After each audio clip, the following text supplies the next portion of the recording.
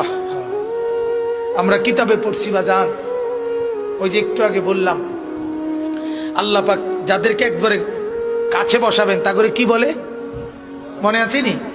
নবীজি বলছে আনা মিনাল মুকাররাবিন। নবীজি বলছে ও উম্মত, আল্লাহর ঘনিষ্ঠ জনদের মধ্যে সর্বপ্রথম সবচেয়ে ঘনিষ্ঠ হব আমি মুহাম্মদ। হাসরের ময়দানে মাওলা আমার জন্য আল্লাহ তার সিংহাসনের পাশে আবার আমার জন্য আসন নির্ধারণ করবেন, বসে বসে আল্লাহর নবীকে আল্লাহ তাআলা বলবেন, বন্ধু এই আসনে বসেন। কিতাবে আছে বাজান, নবীজি সাল্লাল্লাহু আলাইহি ওয়াসাল্লাম, একটু মনোযোগ দিয়ে শুনেন এই কথাটা।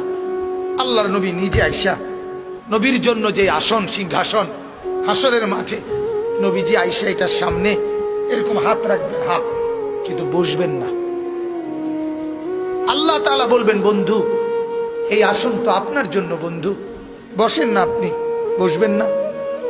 তো আল্লাহর নবী বলবেন, রব্বুল আলামিন আমার জন্য বলাতে তো হাত রাখছি, আমার এটা তো আমি গ্রহণ করছি, আপনি দিয়েছেন বলে আমি বসবো না মাওলা।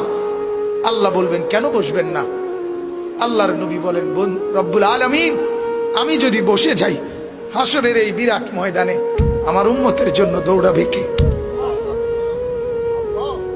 আমার কোথায় কোন উম্মত গুনার কারণে নাফরমানির কারণে আটকায় যায় কিনা? আমি যদি না ছুটি, আমি যদি না দৌড়াই, আমি বসে গেলে আমার উম্মতের জন্য দৌড়বে কে?